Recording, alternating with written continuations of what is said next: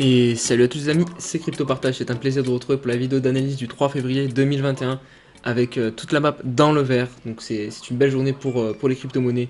On a notamment Ethereum qui a cassé hier sa dernière résistance au niveau des 1500 dollars et qui là se propulse déjà au-dessus des 1600 à 1630 dollars, donc plus 10%. Bitcoin qui suit le pas derrière à 37 000 dollars. Et pour le reste des altcoins, on a aussi des belles performances puisqu'on a Link à 25, DOT à 19, XRP 0,40, Litecoin aussi 155 dollars.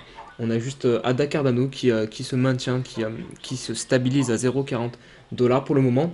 Je vais analyser pas mal d'altcoins en deuxième partie de vidéo, donc restez bien jusqu'à la fin. N'oubliez pas de liker la vidéo et de vous abonner pour les nouveaux et aussi de nous rejoindre sur Discord, on est de plus en plus. Donc voilà, on passe tout de suite aux news.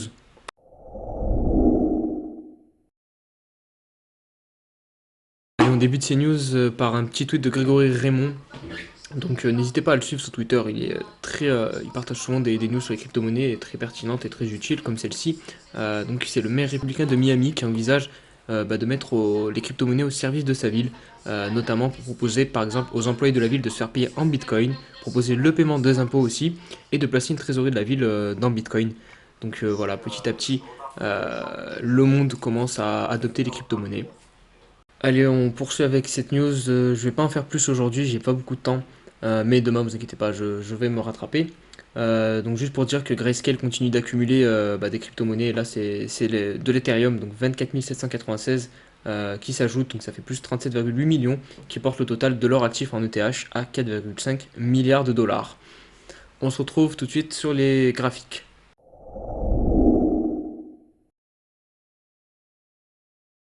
Allez, on se retrouve sur le graphique du Bitcoin en 4 heures pour débuter, comme souvent vous avez l'habitude. Donc on a ce triangle descendant qu'on a travaillé pendant un long moment et qu'on a enfin réussi à casser à la hausse. Et maintenant pour moi c'est officiel, je valide du coup, enfin j'invalide le scénario baissier de la correction du Bitcoin qu'on avait de retourner du coup jusqu'aux 26 000 dollars. Pour moi maintenant c'est fini, on va devoir revenir chercher de la TH. Là d'abord on va venir chercher cet ancien plus haut, on est pile poil en train de buter ici. Mais si on se met en daily, regardez, c'est pareil. On voit qu'en fait ici on avait cette oblique qu'on est revenu travailler en fait ici et du coup l'oblique descendante qu'on a cassé à la hausse, qu'on est venu faire un léger pullback dessus et là on est en train de repartir en tendance haussière aussi en daily. Donc pour moi j'invalide pour l'instant le scénario de ce triangle descendant qui était du coup de venir chercher les 26 000 dollars puisque au vu de ce que j'ai sur les graphiques là actuellement, et on repart à la hausse, hein.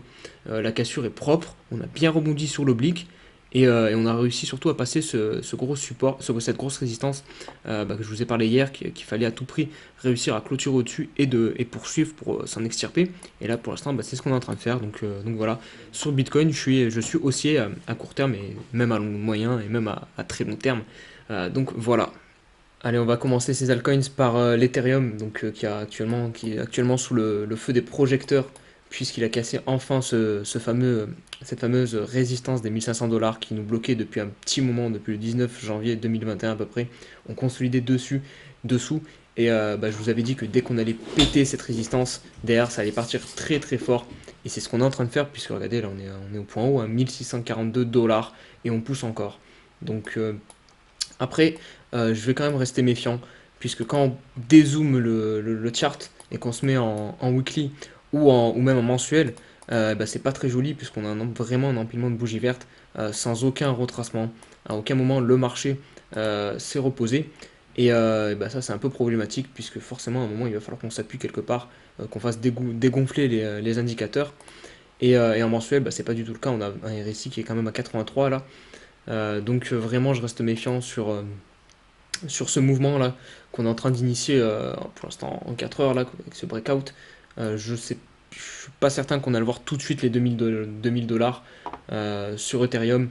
Je pense qu'on va venir faire un pullback sur cette zone. Pas comme du coup Bitcoin, puisque Bitcoin, dès qu'on avait cassé les 20 000 dollars, on était parti derrière comme une fusée vraiment pour le coup. Mais là, je pense plutôt qu'Ethereum, on risque de revenir toucher ce support des 1500 dollars. N'hésitez pas à me dire en commentaire ce que vous en pensez, ça m'intéresse. Et on va passer tout de suite aux autres altcoins. Allez, on enchaîne avec le Litecoin, qui nous fait aussi quelque chose de très sympathique d'un point de vue chartiste, puisque regardez ce triangle descendant, c'est exactement en fait comme Bitcoin, on est en train de le casser à la hausse là, c'est vraiment parfait. Donc c'est en fait c'est vraiment le même chart que Bitcoin. On a eu ce support qu'on a travaillé pendant un bon moment là, des 121 dollars qui a bien tenu du coup, et bah, il manquait plus qu'à casser par le haut cette oblique, et c'est ce qu'on est en train de faire sur Litecoin, donc c'est très intéressant. Je pense qu'à court terme, bah, on repart sur Litecoin pour venir chercher à minima bah, les 180 dollars.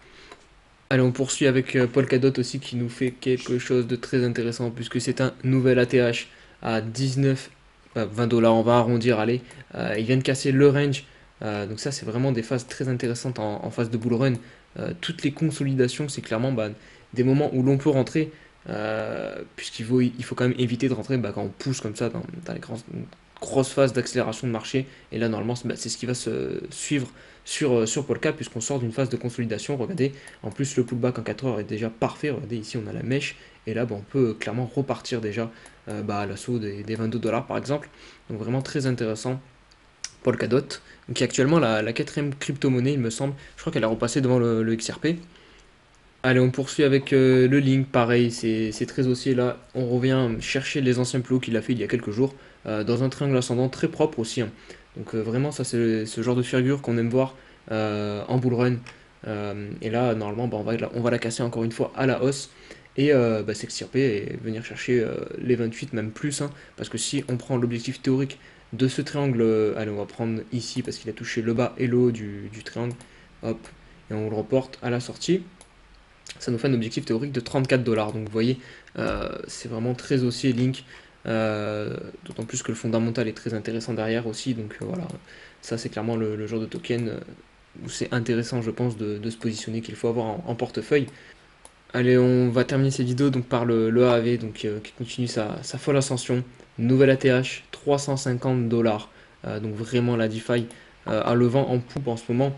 Et si on dézoome un petit peu et qu'on se met par exemple en weekly, bah, on voit clairement que depuis des semaines, bah, il pousse sans arrêt presque. Attendez, je vais vous mettre du coup les pourcentages. On est sur un plus 600% donc depuis fin décembre, donc c'est quand même vraiment pas mal. Il faut se méfier, hein. Quand on monte aussi vite, généralement derrière on corrige aussi fort. Et ici en plus, regardez cette figure, on est dans un biseau ascendant. Donc théoriquement, on devrait la casser. Normalement, ça se casse à la baisse. Donc ça pourrait nous permettre de corriger. Donc je reprends, désolé, j'ai un petit bug. Donc voilà cette figure qu'on devrait casser à la baisse normalement et qui va nous permettre du coup de faire souffler un peu bah, cette hausse qu'on a depuis un bon moment donc sur AAV. Et bah, ça va faire du bien aux indicateurs qui sont en surachat sur le RSI. Donc voilà, je pense que c'est pas forcément pertinent de se positionner à l'achat bah, au point le plus haut, quoi. C'est clairement pas ce qu'il faut faire normalement pour de l'investissement à long terme. Donc voilà, j'espère que cette vidéo vous a plu les amis. Si c'est le cas, bah, n'hésitez pas à liker, on est de plus en plus sur la chaîne, ça me fait vraiment super plaisir. La dernière vidéo d'ailleurs, vous avez tout explosé, plus de 3000 vues. Vraiment, je vous remercie. Donc voilà, n'hésitez pas à faire de même pour cette vidéo. Et quant à nous, bah, on se dit à demain pour une nouvelle vidéo. Allez, ciao ciao.